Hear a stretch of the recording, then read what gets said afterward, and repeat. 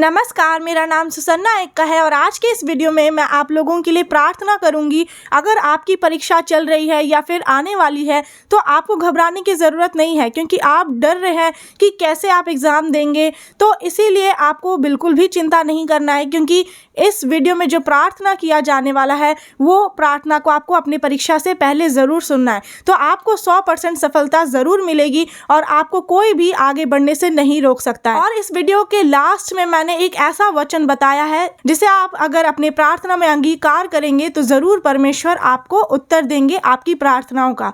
और बाकी आप मुझे कमेंट्स करके ज़रूर बताएं कि आप इस वीडियो को कहां से देख रहे हैं, और इस वीडियो को पूरा ज़रूर देखिएगा, स्किप नहीं करिएगा। चलिए इस वीडियो को शुरू करते हैं। तो अब मैं आपको बताना चाहती हूँ कि अगर आप पढ़ाई लिखाई करते हैं, किसी भी फील्ड में आप पढ़ाई कर रहे हैं, चाहे वो स्कूल हो, कॉलेज की पढ़ाई हो, आप पढ़ते हैं पर आपको समझ नहीं आता, आपको कुछ भी याद नहीं रहता, लेकिन आज का वचन आपके लिए है। परमेश्वर आपको स्वर्गीय बुद्धि, ज्ञान और समझ देंगे। और जब परमेश्वर आपको बुद्धि देते हैं तो आपको सारी चीज़ें समझ आने लगती है, आप हर कुछ में सफलता प्राप्त करते हैं। या फिर आप एक माँ बाप हैं और आप अपने बच्चों के लिए ये प्रार्थना सुनना चाहते हैं कि वो जो पढ़ाई लिखाई कर रहे हैं उसमें वो सफल हो सके, तो ज़रूर आपके विश्वास के द्वारा परमेश्वर आपके बच्चों को भरपूर आशीषों से भरेंगे और उन्हें बुद्धि ज्ञान से भर देंगे। पहली बात ये बताना चाहूँगी कि आपको बिल्कुल भी डरना नहीं है, ना ही चिंता करना है, क्योंकि आप चिंता करके ये सोचते हैं कि पता नहीं मेरा बच्चा या फिर मैं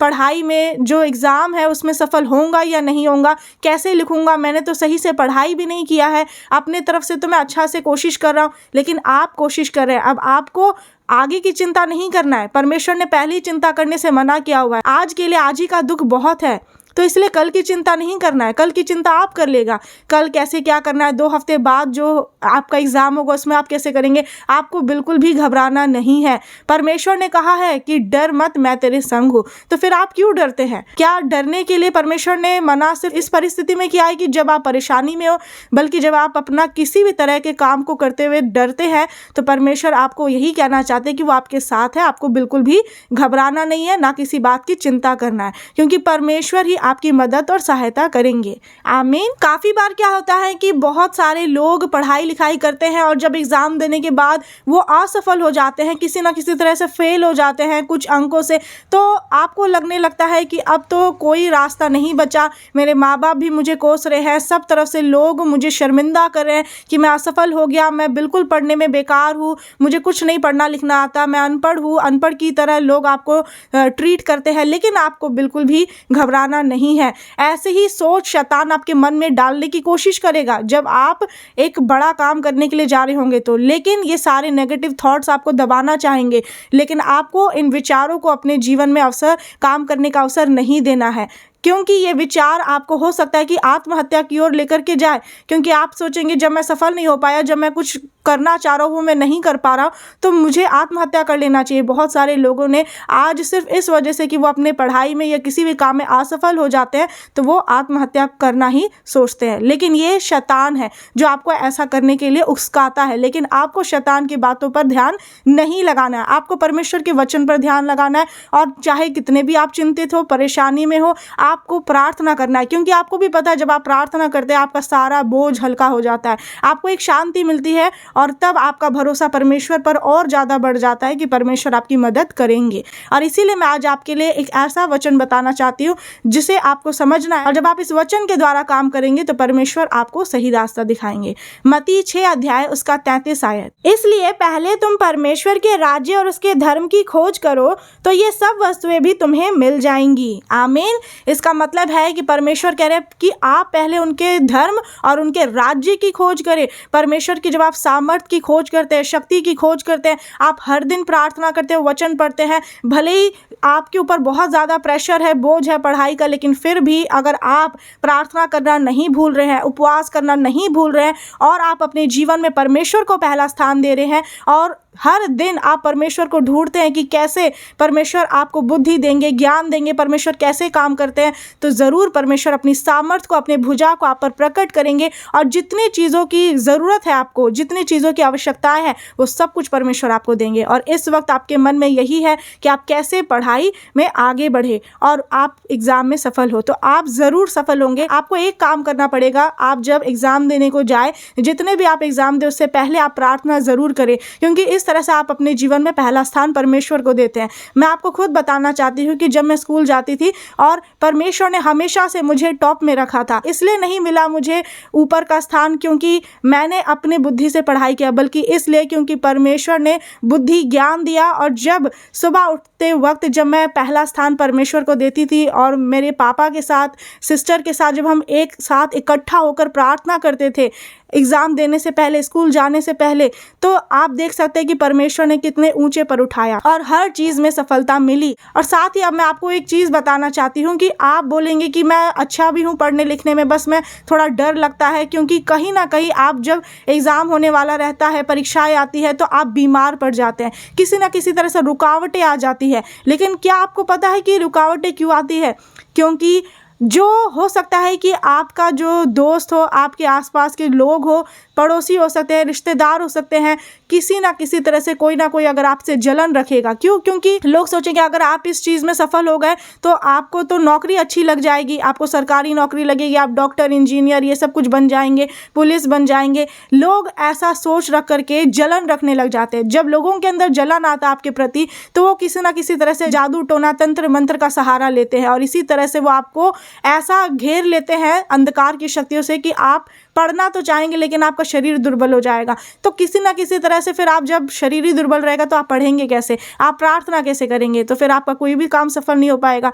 तो आज जो भी अंधकार की शक्ति आपको आगे बढ़ने से रोक रही है, रुकावटें डाल रही है, उसके लिए एक वचन है, निर्गमन 23 अध्याय उसका 20, 21 और 24 आयत। तो इसलिए आप इस वक्त बाइबल खोले और पढ़े। सुन, मैं एक दूत तेरे आगे आगे भेजता हूँ जो मार्ग में तेरी रक्षा करेगा और जिस स्थान को मैंने तैयार किया है उसमें तुझे पहुंचाएगा। आमीन। इसका मतलब इस वचन के द्वारा परमेश्वर अपने स्वर्गदूत को, अपने एंजल को आपके पास भेजेंगे और जो आप जहाँ पर जाएंगे, जो भी कामों को करने, एग्ज़ाम देने, जो कुछ भी करने, तो उसमें स्वर्गदूत आपकी रक्षा करेंगे, कोई रुकावटें नहीं आएंगी। और साथ ही जिस स्थान पर परमेश्वर आपको लेकर जाना चाहते हैं, जिस ऊंचाई पर, वहाँ पर जाने पे कोई रुकावट, कोई दुष्ट की शक्ति कार्य नहीं कर पाएगी, कोई अंधकार की शक्ति आपको छू भी नहीं पाएगी। आमीन। आगे लिखा है, उसके सामने सावधान रहना और उसकी मानना, उसका विरोध ना करना, क्योंकि वह तुम्हारा अपराध क्षमा ना करेगा, इसलिए कि उसमें मेरा नाम रहता है। आमीन। इसका मतलब है स्वर्गदूत की बात को आपको मानना पड़ेगा। जब परमेश्वर यहोवा की ओर से स्वर्गदूत आपके पास जाएंगे आपकी मदद के लिए, आपके हेल्प के लिए, कि जो आप पढ़ाई करें, जो आप एग्ज़ाम दे, जो कुछ भी लिखे बोले, तो स्वर्गदूत मदद करेंगे। लेकिन आपको स्वर्गदूत की बात को मानना पड़ेगा और विरोध नहीं करना है।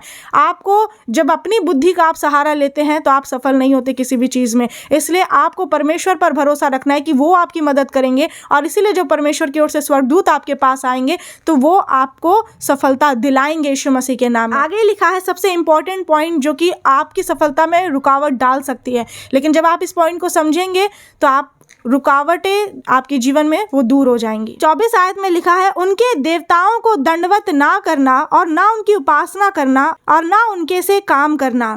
आमीन। यहाँ पर परमेश्वर आपसे यही कहना चाह रहे हैं, जैसे कि जब आप किसी भी काम को करने के लिए जाते हैं तो आप सोचते हैं कि मैं पेड़ की पूजा करूँ, पत्थर की पूजा करूँ, लकड़ी की पूजा करूँ, बहुत सारे इस संसार में जो चीज़ है, जो प्रकृति है, आप उसकी पूजा करने के लिए सोचते हैं, उसकी उपासना करने के लिए सोचते हैं। लेकिन यहाँ पर साफ लिखा हुआ है कि परमेश्वर ने मना कर दिया कि ऐसा काम नहीं करना, वरना आप दंड के भागी होंगे और आपका कोई काम वैसे भी सफल नहीं होगा, क्योंकि सब कुछ से बढ़कर यहोवा परमेश्वर है। इस पूरे दुनिया को बनाने वाले यहोवा परमेश्वर है। तो आपको किसकी पूजा करना है? उन चीज़ों की जिसको यहोवा ने बनाया है, या फिर यहोवा परमेश्वर जो सर्वशक्तिमान है। और इसीलिए अब मैं इस वचन के द्वारा आपके लिए प्रार्थना करूंगी ताकि परमेश्वर आपके जीवन में कार्य करे, और अगर आप स्वर्गदूत की मानेंगे और सही रास्ते पर चलेंगे तो ज़रूर आप सफल होंगे यीशु मसीह के नाम में। इस प्रार्थना को सुनने से पहले आप अपने हाथ उठा लीजिए और आंख को खोल के रखना है, विश्वास करिए। हालेलुया। सर्वशक्तिमान पिता परमेश्वर, मैं प्रार्थना करती हूँ, अपने हर एक गलतियों के लिए क्षमा चाहती हूँ पिता। धन्यवाद करती हूँ आपने मुझे ये अवसर दिया है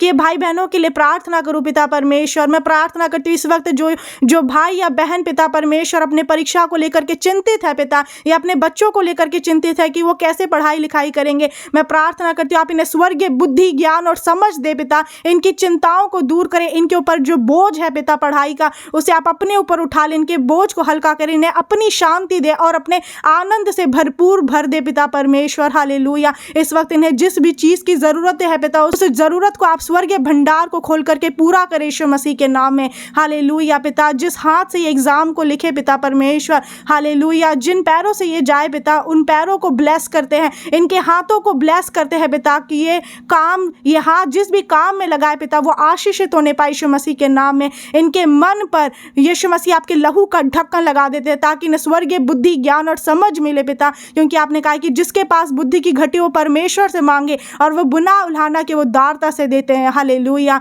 हे पिता परमेश्वर, यदि ये भाई बहन पिता इस प्रार्थना को सुन रहे हैं पिता, इस वक्त ये चिंतित है, परेशानियों से घिरे हुए हैं पिता, लेकिन इस प्रार्थना को सुनते ही इनका छुटकारा होने पाए यीशु नासरी के नाम में। और जब ये अपने कामों के लिए जाए पिता परमेश्वर, परीक्षा लिखने के लिए जाए, तो स्वर्गदूत निर्गमन 23 के अनुसार पिता आपके भेजे गए स्वर्गदूत इनके पास जाए यीशु नासरी के नाम में और इनको मदद और सहायता करे पिता परमेश्वर, पढ़ने लिखने के लिए ज्ञान बुद्धि दे पिता। हालेलुया। ये नहीं जानते कि कैसे आगे क्या होगा पिता, आप इन्हें कहाँ तक लेकर के जाएंगे, इन्हें अपना कोई भविष्य नहीं दिख रहा, लेकिन सब कुछ जानने वाले परमेश्वर आप हैं और आपकी जो योजनाएं हैं इन भाई और बहन के लिए वो सबसे उत्तम है, वो सबसे बेस्ट है। इसलिए मैं प्रार्थना करती हूँ कि आपकी योजना, आपकी प्लानिंग इनके जीवन में पूरी होने पाए यीशु नासरी के नाम में। जो भी तंत्र मंत्र की शक्तियाँ, जादू टोना की शक्तियाँ इनको आगे बढ़ने में रुकावटें डालती हूँ, उससे मैं यहोवा की आग से जलाकर भस्म कर देती हूँ, आग लगा देती हूँ, आग लगा देती हूँ, जला देती हूँ, अंधा कर देती हूँ। हर एक दुष्ट की शक्तियों को प्रभु यीशु के लहू से बांध देती हूँ। हालेलुया।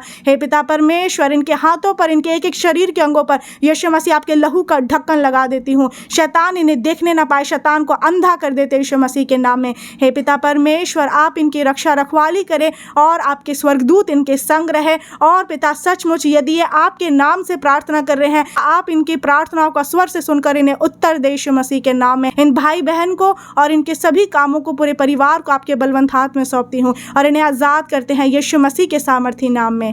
आमीन। हालेलुया। आप इस प्रार्थना को सुनने के बाद बोले आमीन, हालेलुया। तो ये लास्ट में ये वचन भी आप सुन लीजिए जिसे आपको हमेशा प्रार्थना में बोलना है। सिर्फ इस वक्त नहीं जो कि आप परेशानी में, बल्कि आप हमेशा बोलेंगे तो आपको ही सफलता मिलेगी। भजन संहिता 118 अध्याय उसका 25 आयत, इसमें लिखा है, हे यहोवा विनती सुन, उद्धार कर, हे यहोवा विनती सुन, सफलता दे। आमीन। इसका मतलब है कि जब आप इस तरह से परमेश्वर को गिड़गिड़ा कर प्रार्थना करते हैं परमेश्वर से, तो ज़रूर परमेश्वर आपको, आपका उद्धार करते हैं, वो आपको सफलता देते हैं यीशु मसीह के नाम में, क्योंकि कोई ऐसा काम नहीं जो परमेश्वर ना करे। तो अब सब कुछ आप परमेश्वर के हाथों में सौंप दीजिए। अगर आपने इस वीडियो को पूरा देखा तो आप ज़रूर मुझे कमेंट करके बताइएगा कि आप भारत के किस जगह से या फिर किस विदेश में, कहाँ से आप इस वीडियो को देखे हैं। इस वीडियो को शेयर करना नहीं भूलिएगा। परमेश्वर आप सभी को भरपूरी से आशीष दे। God bless you all.